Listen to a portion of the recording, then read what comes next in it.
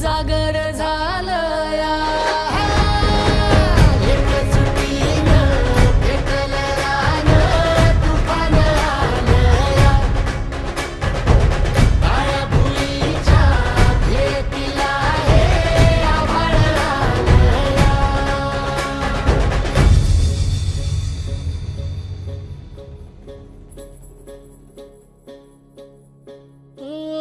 जरी रुजलो